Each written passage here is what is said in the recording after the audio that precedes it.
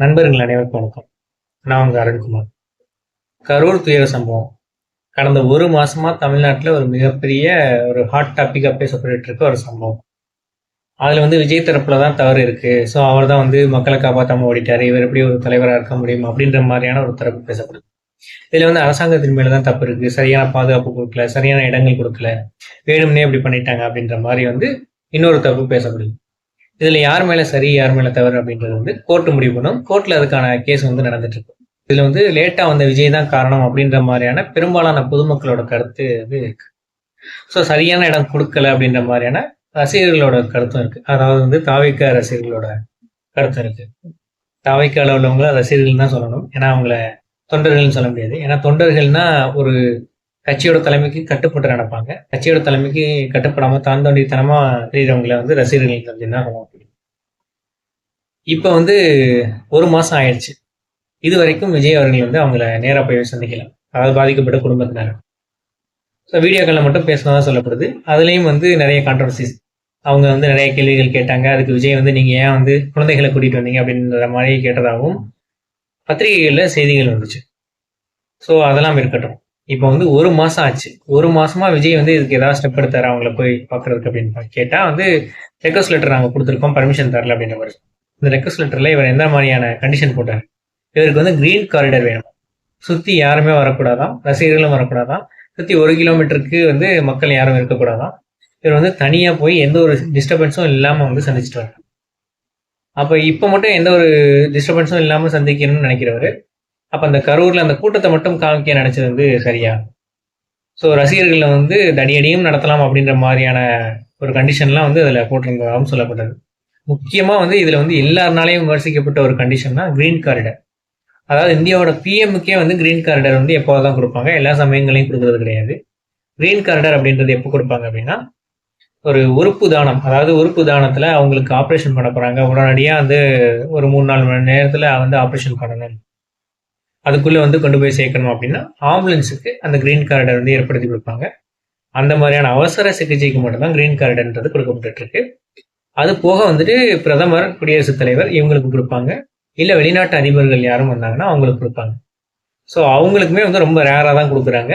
எனக்கு தெரிஞ்சு இந்த மாதிரியான கிரீன் காரிடர் ரீசெண்ட் டேஸ்ல யாருக்கும் பிரதமருக்கு கூட கொடுத்து நான் கேள்விப்படுறேன். ஸோ இவர் ஒரு சாதாரண நடிகர், தமிழ்நாட்டில் ஒரு பிரபல நடிகர்னு சொல்லலாம். இந்தியாவில் கம்பேர் பண்ணும்போது இவர் ஒரு ரொம்ப உச்ச நடிகர் கிடையாது. ஸோ ஒரு 2ஆம் கட்ட நடிகர் அந்த மாதிரி தான் சொல்ல முடியும். ஸோ ரொம்ப டாப் நட்சத்திரங்கள்ல இவர் அந்த லிஸ்ட்ல வர மாட்டார். தமிழ்நாட்டில் டாப் நட்சத்திரமா இருக்கலாம், அதுக்காக கிரீன் காரிடர் கேட்கறதுன்றது ஒரு நகைச்சுவையா இருக்கு அப்படின்னு தான் சொல்லணும். ஸோ அதுவே மிகப்பெரிய அளவில் விமர்சிக்கப்பட்டது. இப்போ இந்த பாதிக்கப்பட்ட குடும்பத்தினரை மாமல்லபுரத்துக்கு கூப்பிட்டு, அதாவது சென்னைக்கு வர வச்சு அவங்கள சந்திக்கிறதா ஒரு தகவல் வந்தது. ஸோ இதுதான் மிகப்பெரிய அளவுக்கு இப்போ சமூக வலைத்தளங்களை விமர்சிக்கப்பட்டது. அதாவது ஒரு வீட்டில் இறந்துட்டாங்க அப்படின்னா நாம தான் கேதம் கேட்கறது அப்படின்னு சொல்லுவோம். ஸோ பேச்சு வழக்கில் அந்த மாதிரி நாம தான் கேதம் கேட்க போவோம். ஸோ அதை விட்டுட்டு இறந்தவங்களை அதாவது இறந்த வீட்டில் உள்ளவங்களை நீங்க இங்கே வாங்க, நாங்கள் உங்களுக்கு ஆறுதல் சொல்றோம் அப்படின்னு நம்ம சொல்லுவோம். நம்ம தான் அவங்கள போய் பார்க்கணும். ஸோ அப்படி நம்ம தான் அவங்கள போய் பார்க்கணும், அதுதான் முறையா இருக்கும். ஸோ அதுக்காக இங்கே நாங்கள் மண்டபம் தர மாட்டேன்றாங்க, அங்கே அங்கே பாதுகாப்பு தர மாட்டேன்றாங்க, அப்படி இப்படின்னு சொல்றாங்க. ஸ்னோலின் வீட்டுக்கு நைட்டே விஜய் கிளம்பி போனாரு, அவங்கள போய் எப்படி பார்த்தாரு? கட்சி ஆரம்பிச்சதுக்கு அப்புறம் திருப்பூணம் அஜித்குமார் வீட்டுக்கு போனாரு, யார்கிட்டையும் சொல்லாம நைட்டோட நைட்டா போய் பார்த்து வந்தாரு, எந்த ஒரு போலீஸ்கிட்டையும் தகவல் சொல்லலை. ஸோ இவரா நைட்ல போயிட்டு சந்திச்சாரு, வந்தாரு. ஸோ அப்போலாம் இந்த அளவுக்கு கூட்டம் கூடலையே, அந்த மாதிரி யாருக்குமே சொல்லாம இவர் போயிட்டு சந்திச்சுட்டு வரலாமே. இப்போ நேரா நீங்க இங்கே வாங்க, நான் உங்களை சந்திக்கிறேன் அப்படின்ற மாதிரியான தகவல் வந்துட்டு இருக்கு. இது அவரோட கட்சி விர்ச்சுவல் வாரியர்ஸ்னாலே விமர்சிக்கப்படுது. நீங்க போய் ட்விட்டர் பார்த்தீங்க அப்படின்னா தெரியும். ஸோ அவங்களே விமர்சிச்சுட்டு இருக்காங்க, இந்த ஐடியாவை யார் கொடுத்தது, இந்த மாதிரிலாம் பண்ணிடாதீங்க அப்படின்ற மாதிரி சொல்லிட்டு இருக்காங்க. ஸோ அரசியல்ன்றது அது இவர் எப்படி நினைச்சிட்டு இருக்காரு அப்படின்றது தெரியல. அது ஒரு தொடர்ந்த செயல்பாடு. ஒரு வார்டு கவுன்சிலர் ஆகணும் அப்படின்னாலே அந்த ஏரியாவில் உள்ள மக்களோட அந்த பிரச்சனைகள், கலை ஆஃபீஸ்க்கு போயிட்டு அவங்களுக்கு ஹெல்ப் பண்றது, அந்த மாதிரி ஒரு சின்ன சின்ன பிரச்சனைகள் ஹெல்ப் பண்றது, இந்த மாதிரியான டெய்லி ஆக்டிவிட்டிஸ் பண்ணணும். அவர் கிட்டத்தட்ட 1 வருஷம் 2 வருஷம் அதுக்கு கடுமையா உழைக்கணும். அப்படி உழைச்சாதான் ஒரு வார்டு கவுன்சிலரே ஆக முடியும். அப்படி இருக்கும்போது தமிழ்நாட்டோட முதலமைச்சர் அப்படின்றது எவ்வளவு பெரிய பதவி. 234 தொகுதிகளுக்கும் சேர்த்து முதலமைச்சர், 8 கோடி பேருக்கும் சேர்த்து முதலமைச்சர். 38 மாவட்டங்களுக்கும் சேர்த்து முதலமைச்சர். ஸோ இந்த மாதிரி வந்து ஒரு மிகப்பெரிய பொறுப்பு இருக்கிற எல்லா துறைகளுக்கும், தமிழ்நாட்டில் இருக்கிற எல்லா துறைகளுக்கும் சேர்த்து அதுக்கான ஒரு முதலமைச்சர். அப்ப எல்லா துறைகளையும் கவனிக்கிற அந்த ஒரு திறன் வேணும். ஸோ அப்படி இருக்கும்போது வந்து அதுக்கு எவ்வளவு தூரம் வந்து அனுபவம் வேணும், எவ்வளவு தூரம் உழைக்கணும். ஸோ அவ்வளோ ஈஸியாக கிடைச்சிருமா? இப்போ இருக்கிற முதலமைச்சர் ஆகட்டும், இதுக்கு முன்னாடி இருந்த எடப்பாடி பழனிசாமி அவர்களாகட்டும், அவங்களாம் எவ்வளோ வருஷம் களப்பணியில் ஈடுபட்டு, அதாவது எம்எல்ஏ ஆகி, அதுக்கப்புறமா வந்து அமைச்சராகி, அதுக்கப்புறமா முதலமைச்சர் ஆகியிருக்காங்க. ஸோ அப்படி வந்து பல வருட உழைப்பு. யாருமே அந்த மாதிரி வந்து உழைக்காம இது வரைக்கும் முதலமைச்சர் ஆனது கிடையாது. ஸோ அது கண்டிப்பாக உழைக்கணும். அப்படி இருக்கும்போது வந்து இவர் வீட்டுக்குள்ளேயே இருந்துக்கிட்டு சும்மா வந்து விர்ச்சுவல் வழியில் வந்துட்டு வீட்டுக்குள்ளேயே இருந்துக்கிட்டு சும்மா அந்த ட்விட்டரில் வந்து மட்டும் அறிக்கை விட்டுட்டு அதன் மூலமாக ஜெயிச்சிட முடியுமா? அரசியல்ன்றது களத்தில் போய் செயல்படணும், மக்களோட பிரச்சனைகளை வந்து தீர்க்கணும். இந்த ஒரு மாசத்துல எவ்வளவு பிரச்சனைகள் நடந்திருக்கு. இந்த நெல் பிரச்சனையா இருக்கட்டும், நெல் கொள்முதல் பிரச்சனை. ஸோ அதுக்கு வந்து எதிர்கட்சி தலைவர் வந்து பேசுவோம். இப்போ உடனே வந்து துணை முதலமைச்சர் போயிட்டு அதை ஆய்வு செஞ்சு அதுக்கான பதிலை கொடுத்துருக்காரு. என்ன எம்எல்ஏ எம்பி ஆகலை அப்படின்னாலுமே நீங்கள் ஒரு எதிர்கட்சி மாதிரி தான். ஒரு கட்சி ஆரம்பிச்சிட்டாலே ஆளுங்கட்சிக்கு அது எதிர்கட்சி தான். அப்படி எதிர்கட்சியாக இருக்கும்போது எதிர்கட்சி களத்தில் செயல்பட்டு ஒரே ஒரு செயல்பாடு, இந்த அஜித்குமாருக்காக ஒரே ஒரு போராட்டம், அதை தவிர வந்து சொல்லிக் கொள்ளும்படியா என்ன செயல்பாடுகள் விஜய் அவர்கள் வந்து செஞ்சிருக்காரு? எந்த ஒரு செயல்பாடுகளுமே செய்யலை. ஸோ எஸ்ஐஆர், அதாவது ஓட்டு திருட்டு அப்படின்றது வந்து மிகப்பெரிய அளவுக்கு பேசப்பட்டு இருக்கு. அது வந்து தமிழ்நாட்டோட இஷ்யூ கிடையாது இல்லை, ஏன்னா அது வந்து பீகாரோட இஷ்யூ அப்படின்ற மாதிரி அவர் நினைச்சிட்டு இருக்காரு. இது வந்து ஒட்டுமொத்த இந்தியாவுக்குமான ஒரு பிரச்சனை. இந்தியாவில தான் தமிழ்நாடு இருக்கு. ஸோ அதுக்கு வந்து நீங்களும் பேசியாகணும். ஸோ இந்தியாவில் ஒரு மாநிலமாக தமிழ்நாடு இருக்கு, தமிழ்நாடு மட்டும் தனியாக இல்லை. ஸோ இந்தியாவில் ஒரு மாநிலமாக தமிழ்நாடு இருக்கும்போது அந்த தமிழ்நாட்டுக்கும் அந்த பிரச்சனை வந்து கண்டிப்பாக வரும். ஏன்னா இதே மாதிரியான ரூல்ஸ் அண்ட் ரெகுலேஷன்ஸ் தானே இந்தியா ஃபுல்லாக வந்து யூஸ் பண்ணப்படுது. ஸோ அங்கே ஒரு யூஸ் பண்ணுற ரூல்ஸ் வந்து இங்கேயும் யூஸ் பண்ணாங்கன்னா ஸோ அந்த மாதிரியான பிரச்சனைகள் இங்கேயும் வருமே.